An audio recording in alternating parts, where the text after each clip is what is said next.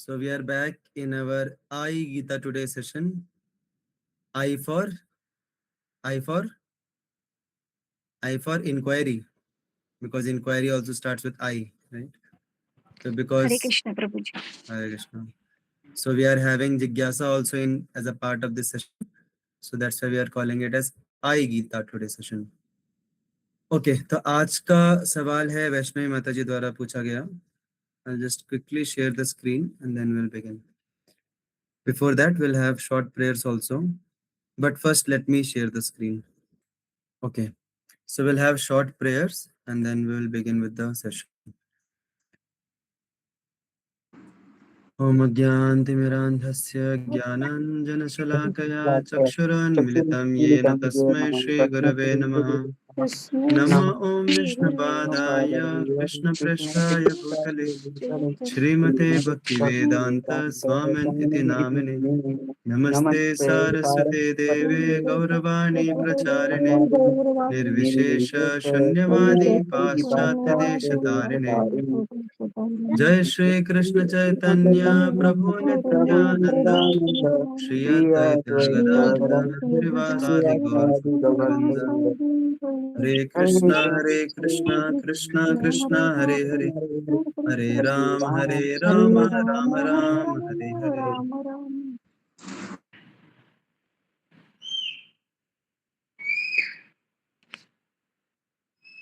हरे कृष्णा.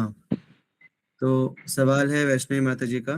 माता जी, are you comfortable reading it out और you are more comfortable telling in your own words?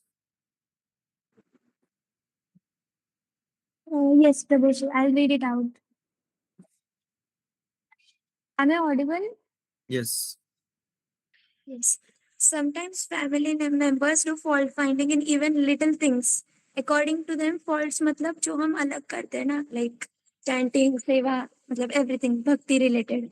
So they behave wrongly with us, and then in that case we are also doing fault finding in them, thinking that they are bad because they are finding faults in even little things that we do, and they demotivate us. So in that way we actually मतलब fault finding हम भी कर गए ना उसमें कि वो लोग बुरे हैं ऐसे करके. So let them behave however they want to, मुझे ऐसा लगता है. But if we are thinking about them then उसमें हमारी चेतना भी खराब हो रही है कि हम उनके बारे में सोच रहे, because they are not allowing us to do whatever we want to. So like छोटी छोटी चीजों में they do fault finding in us because of that. So I feel problem is not in them. So when the problem is that when we let our mind fixate on the world's unfairness and militate futilely against it. So when we focus on supreme Krishna's fairness, that he will like Krishna is supremely fair. I mean वो injustice नहीं करते. He helps us. So like at that point of time when people are just uh, doing fault finding in us, and they are मतलब behave नहीं करते अच्छी तरीके से. So how can we shift our mind from the unfairness of the world and shift towards Krishna's supreme fairness? So that is my question. Hari बोल. Very deep question and very practical also. तो in short, हम लोग जब भक्ति practice कर रहे हैं तो कई बार हमारे फ्रेंड्स, फैमिली, रिलेटिव्स उसको सही तरीके से समझ नहीं पाते और वो हमारे अंदर फॉल्ट फाइंडिंग करते हैं और फिर हम उनके अंदर फॉल्ट फाइंडिंग करते हैं, right? क्योंकि वो हमारे अंदर फॉल्ट फाइंडिंग कर रहे हैं, हम उनके फॉल्ट फाइंडिंग के ऊपर फॉल्ट फाइंडिंग करते हैं इन शॉर्ट. तो देखिए, पहली बात तो ना हमें समझना चाहिए कि हर एक व्यक्ति के जो दृष्टिकोण रहता है जीवन का, हर एक व्यक्ति का जो परसेप्शन रहता है जीवन का, वो उसके अनुभवों द्वारा बनता है. जिसको जैसा अनुभव होता है जीवन में, उसका वैसा दृष्टिकोण बनता है. यहाँ तक क्लियर है? अभी जैसे अगर मैं मंदिर में आता हूँ, मंदिर में आने के बाद मुझे खराब अनुभव होगा, तो अगली बार से मेरा दृष्टिकोण कैसा बनेगा? अरे मंदिर बेकार है, ऐसे ही यहाँ पे बहुत कुछ गलत चीजें होती हैं, ऐसा कोई तो बोलेगा, क्योंकि मुझे खराब अनुभव रहा है उसका. तो कई बार हमारे जो परिवार वाले हैं, जो भी रिश्तेदार हैं, वो हमारे भक्ति को लेके उनका एक गलत नजरिया क्यों रहता है? क्योंकि उनको हो सकता है गलत अनुभव हुआ हो पहले। पहली बात तो ये, क्योंकि आजकल के जमाने में बहुत सारा ढोंग हो रहा है भक्ति के नाम पे, आध्यात्म के नाम पे बहुत लोग ढोंग कर रहे हैं। बहुत लोग अपरिपक्व बर्ताव कर रहे हैं, राइट, इमेच्योर बिहेव करते हैं भक्ति में आने के बाद। और उसकी वजह से लोगों को गलत एक्सपीरियंस मिलता है। और लोग सुनते हैं, देखते हैं, अलग अलग मूवीज में, न्यूज में अलग अलग चीजें देखते हैं, सुनते हैं, तो उसके अनुसार उनका एक दृष्टिकोण निर्मित होता है। तो जब वो हमें देखते हैं भक्ति करते हुए, तो उस दृष्टिकोण से के साथ देखते हैं जो उनका निर्मित हुआ है उनके अनुभवों द्वारा। यहाँ तक क्लियर है? तो ऐसे जो लोग हैं, हमारे परिवार वाले भी हो सकते हैं ऐसे लोग, तो हम जब उनके बर्ताव को देखते हैं भक्ति को लेके, हमारे भक्ति को लेके जब हम उनके बर्ताव को देखते हैं, तो हमें उनको गुस्से से नहीं सोच हमें उनको गुस्से के दृष्टि से नहीं सोचना चाहिए कि अरे ऐसा कैसे है, ये लोग इतना गलत, ये लोग भक्ति को लेके इतने गलत क्यों बोल रहे हैं, फॉल्ट फाइंडिंग क्यों कर रहे हैं। हमें समझना चाहिए कि उनको एक अच्छा अनुभव भक्ति का और एक परिपक्व समझदारी भक्ति की नहीं प्राप्त हुई है। It's as simple as that. अभी तक उनको भक्ति का, प्रामाणिक भक्ति का अनुभव और जानकारी नहीं प्राप्त हुई है। तो जानकारी, सही सकारात्मक जानकारी और सकारात्मक अनुभव के अभाव के कारण वो हमें हमारे भक्ति में फॉल्ट्स फाइंड कर रहे हैं। समझ रहे हैं कि नहीं समझ रहे? Am I making myself clear? तो प्रॉब्लम उनमें नहीं है, प्रॉब्लम हमारे रिलेटिव्स में नहीं है, प्रॉब्लम है उनके एक्सपीरियंस में, उनको एक गलत एक्सपीरियंस मिला है। तो हमें उनके ऊपर करुणा का भाव आना चाहिए, ना कि गुस्से का भाव। हमें करुणा का भाव आना चाहिए कि मुझे जो मिला है, भगवान के और भक्तों की कृपा से मुझे जो मिला है, वो इनको नहीं मिल पाया। और हो सकता है इनको मिलने का मिला भी हो, लेकिन वो उसको एक्सेप्ट नहीं कर पाए। क्यों एक्सेप्ट नहीं कर पाए? क्योंकि हर एक व्यक्ति का पिछले जन्मों जन्मों से एक इवोल्यूशन हो रहा होता है। इवोल्यूशन मतलब चेतना का विकास हो रहा होता है। अभी आप जितने भी लोग यहाँ पे जुड़े हैं, आप लोग क्यों इसको एक्सेप्ट कर पा रहे हैं? क्योंकि पिछले जन्मों जन्मों में आपने अलग अलग एक्सपीरियंसेस, अलग अलग सुकृति आप लोगों ने कमाई है, पुण्य कमाया है। तो ये सब कमा कमा के और एक्सपीरियंसेस के बेसिस पे आप इस स्तर पे आए हैं अभी तक, कि आपकी चेतना उतनी विकसित हुई है, आपकी चेतना इतनी विकसित हो गई है कि आप भगवान को और भक्ति को एक्सेप्ट कर पा रहे हैं। ओके? तो आप सभी ब्लेस्ड हैं, all of you are blessed, क्योंकि आपकी चेतना उतनी विकसित हुई है। लेकिन जरूरी नहीं है कि हर एक व्यक्ति की चेतना उतनी विकसित हुई हो। अधिकांश लोगों की नहीं हुई रहती है। तभी कोई बच्चा है, बच्चे को आप मैथमेटिक्स सिखाओगे, मैथमेटिक्स, छोटा बच्चा है, वो गोद में खेलने वाला बच्चा है, उसको आप मैथमेटिक्स के थियरम्स बताओगे, समझेगा क्या उसको? कुछ कुछ नहीं समझेगा। और क्या आप उसको फिर डांट सकते हो? गुस्सा आएगा आपको उसके ऊपर? आपको उस बच्चे पे गुस्सा आएगा क्या? नहीं गुस्सा आएगा। कि वो क्यों नहीं समझ पा रहा है वो? क्योंकि उसका उतना विकास नहीं हुआ है, उसकी बुद्धि का उतना विकास नहीं हुआ है। वैसे ही जिन लोगों की चेतना का विकास नहीं हुआ है, वो लोग भक्ति को नहीं समझ पाएंगे और नहीं एक्सेप्ट कर पाएंगे। तो हमें, जैसे हम बच्चे के केस में, हमें गुस्सा नहीं आता उसके ऊपर, हम एक्सेप्ट करते हैं कि ठीक है, बच्चा है अभी बेचारा, उसका उतना बुद्धि का स्तर नहीं है, धीरे धीरे पढ़ लिख के हो सकता है धीरे धीरे वो स्तर पे आ जाए। तो वैसे ही जो हमारे परिवार वाले हैं या जो भी लोग हैं ऐसे, जो लोग हमारे भक्ति को नहीं समझ पा रहे, उसमें वो दोष निकाल रहे हैं, फॉल्ट फाइंडिंग कर रहे हैं, उनकी चेतना अभी तक उतनी विकसित नहीं हो पाई है कि वो उसको समझ पाए। तो हमें गुस्सा नहीं आना चाहिए उनके ऊपर। हमें क्या आना चाहिए? हमें करुणा का भाव आना चाहिए कि काश मुझे जो मिला है वो काश इनको भी मिला होता। राइट? तो हमें करुणा का भाव आना चाहिए, ना कि गुस्से का। That is first thing. Second thing is कि हम अपनी भक्ति को कैसे बचाएं ऐसे परिवेश में। तो हमें, अभी सपोज आपके परिवार वाले जो हैं, उनका एक नकारात्मक भाव है आपकी भक्ति को लेके, और अगर आप सोचते हो कि अरे जो सोचना है सोचने दो, इनके फीलिंग्स, इनके थॉट्स जाएं भाड़ में, मुझे पता है कि भक्ति करना है मुझे, और मुझे भक्ति का इतना मतलब पता है, मैं तो भाई अपने हिसाब से करूंगा, अपने हिसाब से करूंगी मैं। तो क्या ये सही है? दुनिया को जो समझना है समझे, रिश्तेदारों को जो समझना है समझे, मुझे तो भक्ति पता है ऐसे करनी है और मुझे मैं करूंगा वैसा। नहीं। नो, क्योंकि उससे हम उनको और खराब अनुभव दे रहे हैं, राइट।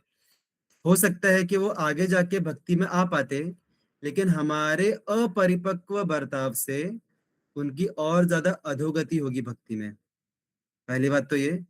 और दूसरी बात कि हम भी उतने परिपक्व नहीं हुए हैं अभी तक, हमारी भी श्रद्धा जो है वो इतनी दृढ़ नहीं हुई है अभी तक। तो ऐसा ना हो कि हम बहुत ज्यादा जोश जोश में आके बहुत भक्ति करें और उससे हमारे पारिवारिक संबंधों में थोड़ा, क्या बोलते हैं, कड़वापन आए, रिश्ते खराब हों। और स्पेशली अगर हम स्टूडेंट्स हैं, अगर हमारे पेरेंट्स के साथ हम डील कर रहे हैं, basically if you are dependent on them, तो हो सकता है कि हमारे पारिवारिक जो अपरिपक्व बर्ताव हैं वो हमारी भक्ति के ऊपर भी असर करें। हो सकता है हमारे परिवार वाले पूरे अगेंस्ट हो जाएं और फिर वो हमें भक्ति ना करने दें, ऐसा भी हो सकता है, राइट। तो इसीलिए हमारे पास अभी मैं आप सभी से दो सवाल पूछना चाहूंगा, मतलब एक सवाल जिसके दो ऑप्शन है। आपको भक्ति कुछ दिनों के लिए करना है या लंबे समय तक करना है? कुछ दिनों तक करना है तो थम्स डाउन दीजिए, लंबे समय तक करना है तो थम्स अप दीजिए।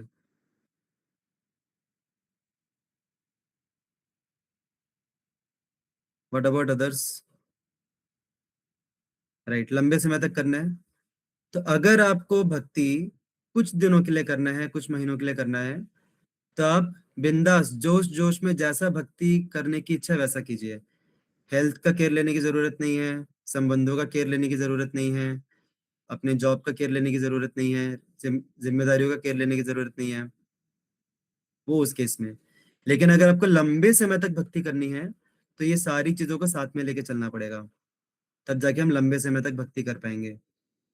तो इसीलिए बहुत जरूरी है, यहाँ पे एक इम्पॉर्टेंट पॉइंट आता है गाइडेंस का, कि हमें गाइडेंस लेना बहुत जरूरी है।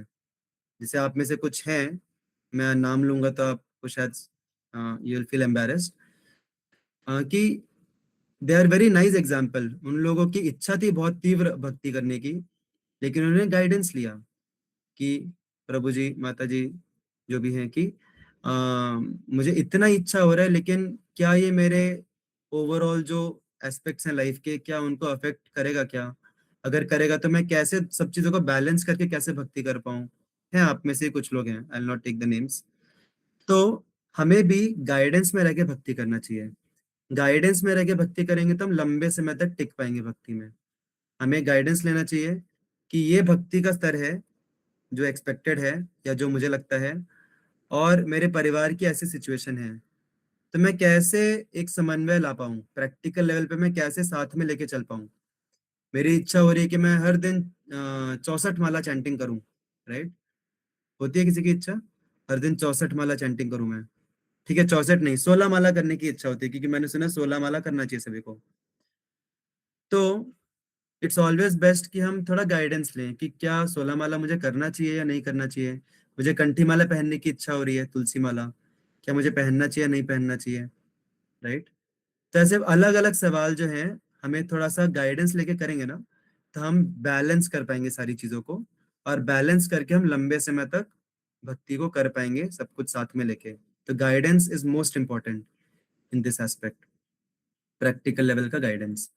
और तीसरी बात आती है कि हम उनको हमें हमारी भी कभी कभी इच्छा होती है कि हमारे परिवार वाले भी भक्ति में आए। तो उसके लिए पहली बात तो हमें एक अच्छा उदाहरण सेट करना है भक्ति का, परिपक्वता का और अपने रिस्पॉन्सिबिलिटीज का। और साथ साथ हमें उनके लिए प्रार्थना करना है भगवान से कि उनको भी भक्ति मिल पाए। और तीसरी चीज कि हमें उनको सुकृति बढ़ानी है, उनकी, उनको प्रसाद खिला के, उनको कभी मंदिर में लाके, राइट, इनडायरेक्टली और डायरेक्टली किसी ना किसी बहाने से मंदिर में आएंगे तो थोड़ा हरिनाम सुनने को मिलेगा, भगवान का दर्शन मिलेगा। धीरे धीरे उनकी सुकृति बढ़ेगी, धीरे धीरे उनकी चेतना का विकास होगा, और एक समय आएगा जब वो भक्ति को एक्सेप्ट कर पाएंगे। और एक चीज तो हमें बिल्कुल नहीं करनी चाहिए, जानना चाहते हैं सभी? एक चीज बिल्कुल जो हमें नहीं करनी चाहिए, हमें कभी भी अपने परिवार वालों को प्रचार करने का प्रयास नहीं करना चाहिए। ओके, कभी भी हमें उन्हें फिलॉसफी नहीं बतानी चाहिए। क्यों? क्योंकि वो हमारे परिवार वाले हैं। आप सोचिए, श्रीला प्रभुपाद पूरे विश्व में जिन्होंने भक्ति फैलाया, वो कभी अपने परिवार वालों को भक्त नहीं बना पाए। राइट। उनके जो बीवी बच्चे थे वो भक्त नहीं बने, बाद में जाके बने अलग बात है, लेकिन प्रभुपाद से नहीं बने। क्यों? क्योंकि वो उनके परिवार वाले थे। तो जनरली परिवार वाले परिवार वालों की नहीं सुनते हैं, वो उनको एज अ गुरु नहीं देख पाते। They can see them only as their friend और देयर बच्चा। तो प्रचार करने के तो कभी प्रयास नहीं करना चाहिए हमें। अगर हमारी इच्छा भी है, वही चीज जो आप बोलना चाहते हो, वही चीज अगर वो किसी भक्त के द्वारा सुनेंगे, दूसरे भक्त जो परिवार वाला नहीं है उनके द्वारा सुनेंगे, तो उसको ज्यादा अच्छे से एक्सेप्ट करेंगे। लेकिन क्योंकि आप परिवार वाले हैं तो आपका नहीं सुनेंगे वो। It's quite obvious. कोई कोई सुन सकते हैं बहुत रेयर केस में, बट जनरली नॉट। तो इन शॉर्ट, हमें उनके ऊपर करुणा होनी चाहिए, क्योंकि उनको वो नहीं मिल पाया जो हमें मिल पाया है। हमारी कोई इसमें योग्यता नहीं है, हमें कृपा मिली है, उनको नहीं मिल पाई है। दूसरी चीज, हमें भक्ति को गाइडेंस में रह के करना चाहिए, सब चीजों को बैलेंस करके लंबे समय तक अगर करना है तो। और तीसरी चीज कि हमें उनके लिए प्रार्थना करनी चाहिए, उनकी सुकृति बढ़ानी चाहिए, और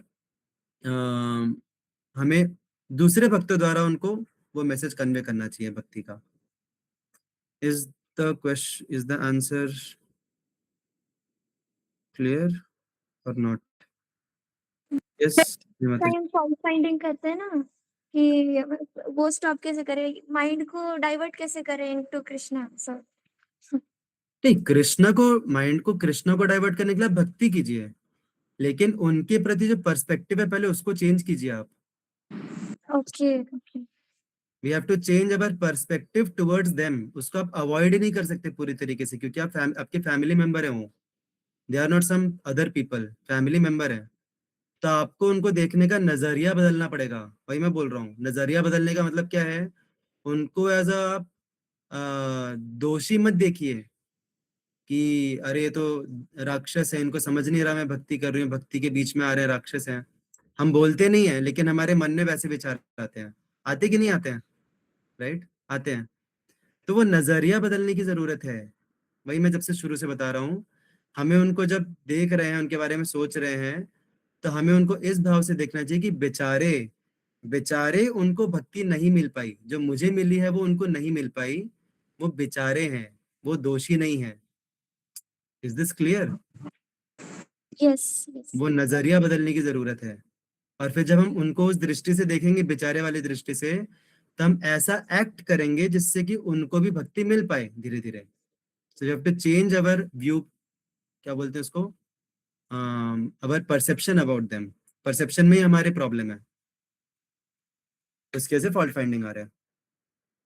still they question our bhakti and if you reply then won't it become prachar? No, अगर वो हमें से सवाल पूछते हैं और हम अपने भक्ति को डिफेंड करने के लिए हम कुछ बोलते हैं, we should see, I am not saying कि we should not say anything, बिल्कुल भी। बट माय पॉइंट इज कि आप उनसे एक्सपेक्ट मत कीजिए कि वो आप आपसे सीखेंगे। You don't expect from them that they will learn from you, because you are their family member. Family member के साथ एक फैमिलियरिटी आ जाती है। तो आप अपनी भक्ति को डिफेंड करने के लिए उनको समझा सकते हैं, लेकिन अल्टीमेटली ज्यादा अच्छे से वो समझेंगे जब वो किसी दूसरे भक्त से सुनेंगे जो फैमिली मेंबर नहीं है। Is that okay? या, सो अगर और किसी को फर्दर क्लैरिफिकेशन चाहिए इसके ऊपर, then we can discuss later after the session personally.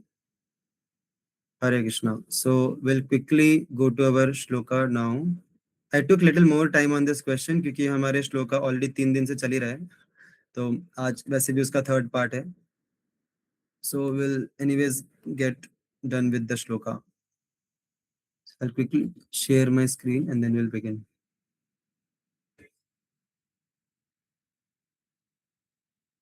ऐसा हो सकता है कि जब भगवान की कृपा हमारे परिवार वालों पे हो, तो वो हो सकता है हमसे भी ज्यादा अच्छे भक्त बन जाए। राइट, क्योंकि हमारी कोई योग्यता नहीं है भक्ति में। It's only the thing that we have got the kripa, that is the only thing. और वो कृपा किसी को भी मिल सकती है। Okay, so will go to the shloka. तद्बुद्धयस्तदात्मानस् तद्बुद्धयस्तदात्मानः तन्निष्ठास्तत्परायणा तन्निष्ठास्तत्परायणाः गच्छन्ति अपुनरावृत्तिम्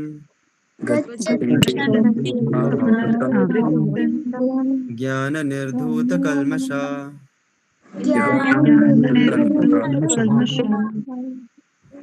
Translation: When one's intelligence, mind, faith, and refuse are all fixed in the Supreme, then one becomes fully cleansed of misgivings through complete knowledge and thus proceeds straight on the path of liberation. Hare Krishna. Hare Krishna. Thank you माता जी। तो हम लोग पिछले 2 session से discuss कर रहे हैं कि कंप्लीट नॉलेज क्या होता है। कंप्लीट नॉलेज को बोलते हैं साक्षात्कार। और ये जो कंप्लीट नॉलेज है ये सिर्फ बुद्धि के स्तर पे अर्जित नहीं की जाती, इसमें हमारे पूरे एग्जिस्टेंस को हमें लगाना पड़ता है, तब जाके हम उसका साक्षात्कार कर पाते हैं, उस ज्ञान का, बेसिकली भगवान की एग्जिस्टेंस का और भगवान के हमारे जीवन में इन्वॉल्वमेंट का। तो उसमें हमने कल और परसों हमारा जो अस्तित्व है उसके कौन से 2 फैकल्टीज को कैसे हम भगवान के साथ एंगेज करें उसके बारे में बताया। कोई बता सकता है कौन से 2 फैकल्टीज के बारे में हमने डिस्कस किया? मन और बुद्धि। परफेक्ट। मन और बुद्धि को कैसे लगाएं उसके बारे में हमने बहुत सारे अलग अलग एस्पेक्ट्स को डिस्कस किया। I will not go again back to that, नहीं तो आज का भी सेशन उसी में एंड हो जाएगा। तो अभी तीसरा एस्पेक्ट जो बचता है हमारे अस्तित्व का वो है ईगो, सबसे इंपॉर्टेंट एस्पेक्ट। और ईगो से संबंधित है फेथ, हमारी श्रद्धा, क्योंकि हम जिससे खुद को आइडेंटिफाई करते हैं, हम जिसको अपना अस्तित्व समझते हैं, उसी के ऊपर हमारी श्रद्धा होती है, या फिर वाइस वर्सा। हमें जिसके ऊपर श्रद्धा होती है उसी के ऊपर हम अपना अस्तित्व निर्धारित करते हैं। हमने एग्जाम्पल्स लिए थे कि हमें श्रद्धा होती है कि हमारे मुसीबतों में और हमारे हर सुख दुख में कौन बचाएगा? हमारे परिवार वाले बचाएंगे, हमारा शरीर बचाएगा, हमारे बैंक बैलेंस बचाएगा, डॉक्टर्स बचाएंगे, राइट, देवी देवता बचाएंगे, हमारे होरोस्कोप हमें बचाएगा। तो इन सब चीजों से हम आइडेंटिफाई करते हैं, हमारा अस्तित्व ये बन जाता है। अगर मेरे हॉरोस्कोप में आया, अगर मेरे ज्योतिष क्या बोलते हैं उसको, भविष्यवाणी या ज्योतिष में आया, एस्ट्रोलॉजिकल चार्ट्स में, कि कुछ तो भयानक होने वाला है, तो हम एकदम परेशान हो जाते हैं। भयानक चीज होने से पहले ही हम परेशान हो जाते हैं मतलब प्रॉब्लम होने से पहले ही हम प्रॉब्लम में आ जाते हैं, उसको सोच सोच के ही। क्यों? क्योंकि हमने अपना अस्तित्व बना दिया है कि होरोस्कोप जो रहेगा वही मेरा अस्तित्व है। तो ईगो जो रहता है, हमारा अस्तित्व, वह हमारी श्रद्धा के ऊपर निर्धारित होता है। और फिर हमारा जहाँ पे ईगो अटैच्ड है उसी में हम शरण लेते हैं। कुछ भी मुसीबत आती है, कुछ भी प्रॉब्लम्स आती हैं जीवन में, तो हमारी जिसमें श्रद्धा है उसी की हम शरण लेते हैं। यहाँ तक क्लियर है? तो अगर हमें अपने ईगो को एंगेज करना है भगवान की सेवा में, अगर हम अपने ईगो को भगवान से अटैच करना है, तो हमें भगवान के ऊपर श्रद्धा होनी चाहिए। ओके? और हमें पता होना चाहिए कि भगवान की शरण अगर मैं लूंगा तो मुझे शरण मिलेगी, दैट इज द अल्टीमेट शरण। इसके ऊपर हमें श्रद्धा होनी चाहिए। अभी श्रद्धा का मतलब क्या होता है? कोई बता सकता है what is the meaning of shraddha?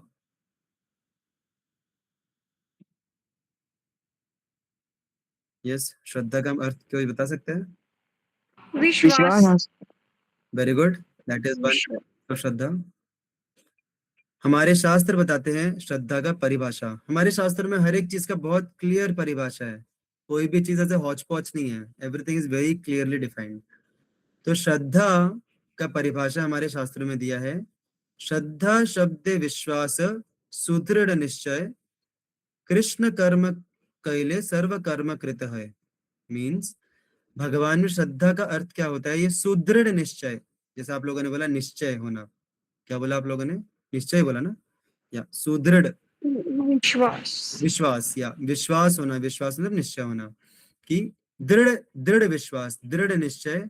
और सिर्फ दृढ़ निश्चय नहीं, सुदृढ़ निश्चय। निश्चय, दृढ़ निश्चय, पहली बात निश्चय ऑलरेडी बहुत स्ट्रॉन्ग वर्ड है, उसके ऊपर दृढ़ निश्चय लगा दिया और स्ट्रॉन्ग हो गया, सुदृढ़ निश्चय लगा दिया और ज्यादा स्ट्रॉन्ग हो गया। एकदम स्ट्रॉन्ग फेथ होना किस एक्सपेक्ट के ऊपर?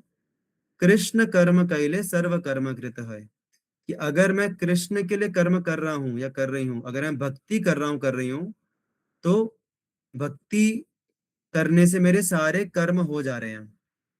मतलब मुझे और कोई कर्म करने की जरूरत नहीं है अगर मैं भक्ति कर्म कर रहा हूं तो ये बहुत हाई लेवल का कॉन्शियसनेस है। इस हाई लेवल के कॉन्शियसनेस पे हम अभी अपने स्तर पे पहुंचना मुश्किल है, एटलीस्ट हमें अभी के स्तर पे इतना तो श्रद्धा होना चाहिए कि जब हम कृष्ण कर्म कर रहे हैं, जब हम भक्ति कर्म कर रहे हैं, तो हम टाइम वेस्ट नहीं कर रहे हैं। इतनी तो श्रद्धा होनी चाहिए हमें।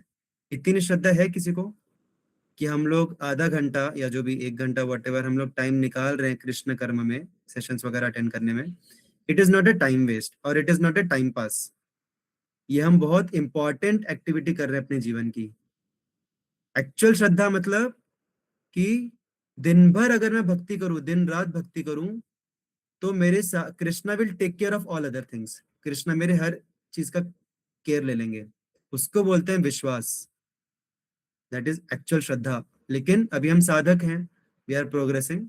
एटलीस्ट इतना श्रद्धा होना चाहिए कि Krishna karma are very important in my life, I can not stop them, मैं उनको छोड़ नहीं सकता। इतनी तो श्रद्धा होनी चाहिए हमें अभी अपने स्तर पे। तो at our stage that is the shraddha. और अगर हम दूसरे तरीके से भी बात करें कि कृष्ण कर्म ही सब कुछ, दिन भर दिन रात कृष्ण कर्म करना है, दैट इज ऑल्सो प्रैक्टिकल। क्योंकि कृष्ण कर्म का मतलब ये नहीं होता कि आप दिन भर बस चैंटिंग चैंटिंग चैंटिंग चैंटिंग करते रहो या बस सुनते सुनते सुनते सुनते रहो। कृष्ण कर्म के अंदर हमारे रिस्पॉन्सिबिलिटीज, हमारे ड्यूटीज सब कुछ आती हैं, अगर हम अपने भक्ति को प्रोटेक्ट करने के लिए उन कर्मों को कर रहे हैं तो। और अगर हम गाइडेंस में रह के कर रहे हैं तो, जितना ज्यादा गाइडेंस में रह के करेंगे भक्तों के, आचार्यों के, उतने ज्यादा हमारे साधारण कर्म भी कृष्ण कर्म हो जाते हैं। As simple as that. साधारण कर्म प्लस गुरु, भक्तों के या आचार्यों के आदेश या फिर उनके blessings equals to Krishna karma. As simple as that. तो that is the meaning of shraddha. और रेफ्यूज, शरण लेने का मतलब क्या होता है? हमें श्रद्धा होनी चाहिए कि अगर मैं भगवान की शरण लूंगा तो भगवान डेफिनेटली मुझे प्रोटेक्ट करेंगे। Definitely Krishna will protect me. इसको बोलते हैं श्रद्धा। श्रद्धा एंड शरणागति, ये दोनों सिमिलर है। तो पहले मैं अब सभी से पूछना चाहूंगा, लॉजिकली हम समझ सकते हैं क्या कि कृष्ण अल्टीमेट शरण है? और कृष्ण के ऊपर श्रद्धा लॉजिकली हम कैसे बिल्डअप कर सकते हैं कि कृष्ण ही अल्टीमेट शरण है हमारी, और अगर हम कृष्ण के लिए कार्य कर रहे हैं तो मतलब that is the best activity to do. कोई बता सकता है लॉजिकली? ज्ञान से, हाँ, वही बोल रहा हूँ, ज्ञान से लॉजिकली कैसे? शास्त्रों का ज्ञान, शास्त्र पढ़ के। अरे बट मैं लॉजिक की बात कर रहा हूँ। जैसे मैं आपको एक लॉजिक देता हूँ, मैं ही बता देता हूँ आंसर, अभी टाइम नहीं है अपने पास। जैसे पेड़ रहता है, पेड़ की अगर हम जड़ पे पानी डालते हैं तो ऑटोमेटिकली क्या होता है? वो पानी पूरे पेड़ में जाता है, राइट? हमें अलग अलग पत्ती पे, टहनी पे, फूल पे, फल पे अलग अलग पानी देने की जरूरत नहीं है। हम डायरेक्ट जड़ में पानी देते हैं, पूरे पेड़ में पानी जाता है। तो उसी प्रकार से इस पूरे एग्जिस्टेंस की जड़ कौन है? भगवान। भगवान कृष्ण। कृष्ण से ही सब कुछ आया है। हम सर्वस्व प्रभवो मत्तः सर्वम प्रवर्तते। सब कुछ मुझसे आया है। तो Krishna is the root of all existence. तो अगर हम कृष्ण कर्म कर रहे हैं, भगवान के लिए कार्य कर रहे हैं, भक्ति कर रहे हैं, तो हम डायरेक्ट जड़ में पानी डाल रहे हैं।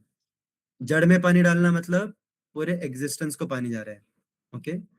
उसी प्रकार से जब हम पेट में खाना डालते हैं, तो पेट में खाना डालने से हाथ में नरिशमेंट जाता है, सर में नरिशमेंट जाता है, पैर में नरिशमेंट जाता है, हर जगह नरिशमेंट जाता है पेट में खाना डालने से।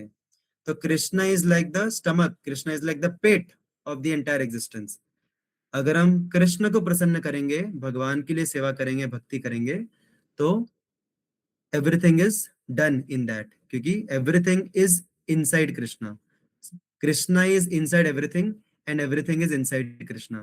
तो अगर हम कृष्ण सेवा कर रहे हैं तो that is the ultimate activity for us. Logically is it clear? Yes.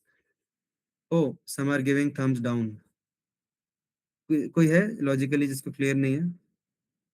तेजस प्रो, you have a doubt? Yes please, you can ask the doubt.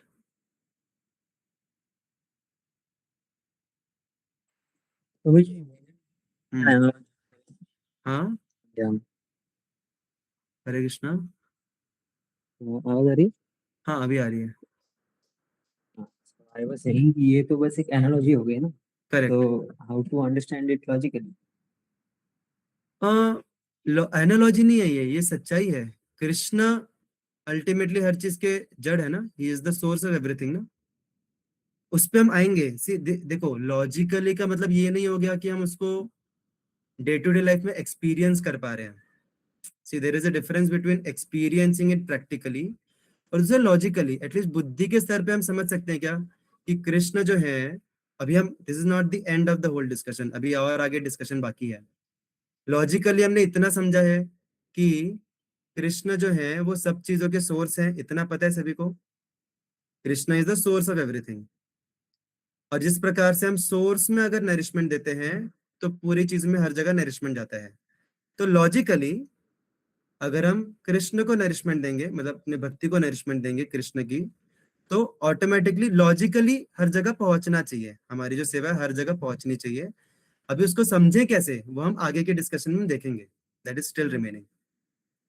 तो अभी हम दूसरे एस्पेक्ट पे आएंगे, based on practical examples. Practical examples की कोई व्यक्ति है जो कृष्ण भक्ति कर रहा है और उसके सारे फुलफिल हो गए, कृष्ण को अर्पण किया तो जहां जरूरत थी वहां चले गया। कोई ऐसा एग्जाम्पल है शास्त्र में से?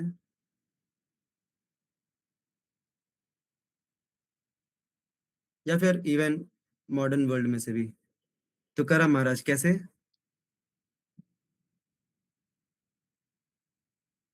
या और कोई उदाहरण? अजामिल। अजामिल? अजामिल कहाँ से आ गए इसमें? उन्होंने अपने वो लास्ट टाइम में नहीं, अपने बेटे का नाम लिया था तो वो कृष्णा को ही चला गया था, नारायण के कि वो वैसे। उल्टा हो गया, ये तो उल्टा हो गया। मैं बोल रहा हूँ कृष्ण को अर्पण किया तो जहां चाहिए था वहां पहुंच गया। द्रौपदी का उदाहरण पता है सभी को? द्रौपदी अक्षय पात्र वाला उदाहरण, right? That is a perfect example for this. जब सबको पता है ना वो लीला, I don't need to go into the details. तो द्रौपदी जो थी उन्होंने कृष्ण को एक कर्ण दिया चावल का, राइट? और वो एक कर्ण देने से दुर्वासा मुनि के जितने भी शिष्य थे सबको एकदम डकार आने लग गई, right? So that is one example जहाँ पे दिखता है कि कृष्ण को अर्पण किया तो हो गया नीडफुल, जहां जाना था वहां चले गया। That is one example like that. और कोई उदाहरण?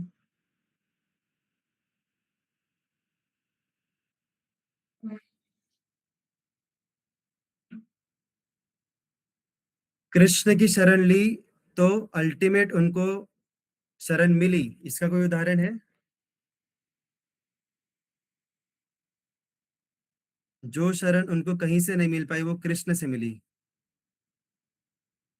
द्रौपदी का चीर हरण। हाँ, द्रौपदी का चीरहरण का उदाहरण है। Very good.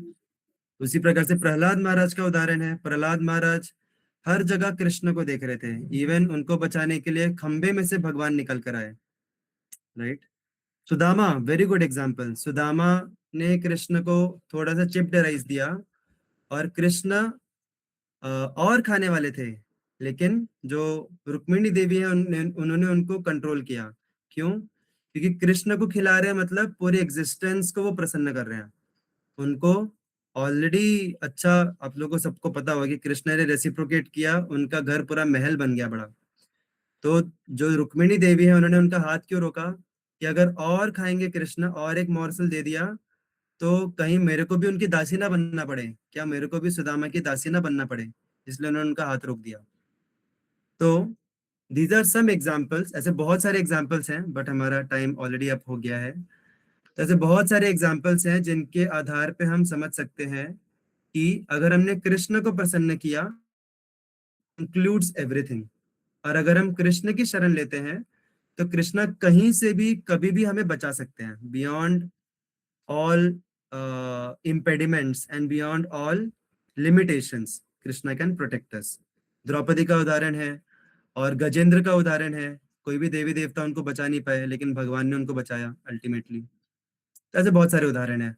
अम्बरीश मार नहीं, क्या नाम है उनका, दुर्वासा मुनि और अम्बरीश महाराज थे या अम्बरीश महाराज थे, पता है सभी को?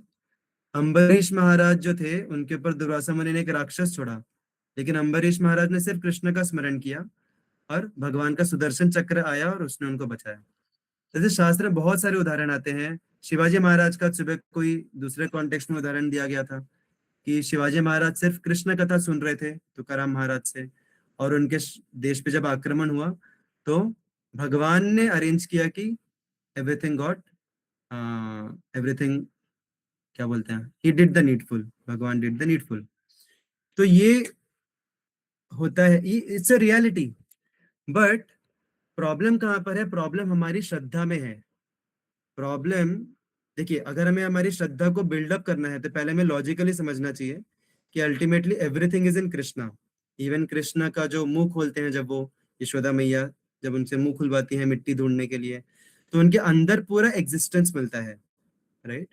तो ये ज्ञान के आधार पे हुआ। तो अगर हम कृष्ण को प्रसन्न करेंगे तो automatically we are serving, nourishing the entire existence, और कोई कर्म करने की जरूरत नहीं है। दूसरी बात कि अलग अलग पास टाइम से हमने देखा कि कृष्ण को प्रसन्न करना मतलब ऑटोमेटिकली नीडफुल गेट्स डन, और कृष्ण की शरण लेना means we get ultimate shelter based on pastimes. अभी बात आती है, जैसे तेजस प्रभु ने बोला, कि उसको हम प्रैक्टिकली कैसे एक्सपीरियंस करें, प्रैक्टिकली उसको हम कैसे समझें, हमारे डे टू डे लाइफ में उसको हम कैसे समझें। तो उसको हम समझ सकते हैं बुद्धि के स्तर पे नहीं, एक्सपीरियंस करके ही समझ सकते हैं। वो एक्सपीरियंस कब आएगा? जब हमने कृष्ण के लिए कुछ कार्य किया, अपना कुछ तो सैक्रिफाइस करके, और Krishna and then we later came to know that needful got done, right? जैसे अभी इनके केस में, गोपियों के केस में, गोपियां जो थी वो कृष्ण के लिए सब कुछ छोड़ के गई, लेकिन जब वो वापस आई तो उनके जो हस्बैंड्स थे उन्होंने और ज्यादा खुशी से उनको रिसीव किया, because they served Krishna, they were in bliss and they could experience that bliss in their faces and in their overall demeanor, and that's why they accepted them more wholeheartedly. तो जब भी हम कृष्ण की सेवा करते हैं, कृष्ण को प्रसन्न करते हैं, तो हम कभी भी घाटे में नहीं रहते। That is the whole point. तो ये एक्सपीरियंस कब आएगा? भक्ति करते करते धीरे धीरे हमारा श्रद्धा डेवलप होगा। जितना हमारा श्रद्धा बिल्डअप होगा भक्ति के कार्यों से, जैसे हमने जो नौ स्टेजेस देखे हैं भक्ति के, कि जितना हम श्रवण करेंगे, जितना हम साधु संग करेंगे, जितना अनर्थ निवृत्ति होगा हमारा, हमारे अंदर से अनर्थ जाएंगे, तो जितना हम लोग ऐसे भक्ति के स्तर में एडवांसमेंट होगा हमारा, उतना धीरे धीरे इन सब चीजों का हमें साक्षात्कार होगा जीवन में, प्रैक्टिकली हमें एक्सपीरियंस होगा, राइट? और तब जाके हमें इसके ऊपर सुदृढ़ विश्वास हो पाएगा, सुदृढ़ श्रद्धा हो पाएगी। तो श्रद्धा धीरे धीरे बिल्डअप होती है भक्ति करने से। बट एटलीस्ट लॉजिकली हमें समझना चाहिए कि Krishna is the source of everything. If I please Krishna, everything is getting the needful. I don't have to separately endeavour for any other thing. But Krishna को प्रसन्न करना क्या हम अपने मनमानी से कर सकते हैं? नहीं, कृष्ण को हम प्रसन्न करते हैं शास्त्रों और गुरु और साधु के अनुसार, राइट? तो गाइडेंस में रह के अगर हम भक्ति करेंगे, अच्छे से कृष्ण को प्रसन्न करेंगे, तब जाके everything will be needful will be done. अगर अपने मनमानी से सोचेंगे कि अरे कृष्ण को प्रसन्न करना मतलब क्या हुआ, अभी प्रभु जी ने बोला कि कृष्ण को प्रसन्न किया मतलब सब कुछ हो जाएगा नीडफुल, इसका मतलब पढ़ाई वढ़ाई छोड़ के घर भर से बोरिया बिस्तर बांध के चलो मंदिर आते हैं, दिन रात भजन करेंगे, तो क्या कृष्ण प्रसन्न होंगे इससे? नहीं। कृष्ण किस चीज से प्रसन्न होंगे? कृष्ण प्रसन्न होंगे जब हम गाइडेंस में रह के भक्ति करेंगे। तो पहले गाइडेंस इंपॉर्टेंट है, most important thing is guidance. लेकिन गाइडेंस में रह के अगर हम भक्ति करेंगे तो definitely Krishna will take care that the needful is done. Okay, will stop here. Hare Krishna, thank you so much. किसी को और भी कुछ डाउट्स हैं इन सब चीजों में तो they can discuss personally later. Hare Krishna. Shrimad Bhagavad Gita की जय। जय। श्रील प्रभुपाद की जय। जय।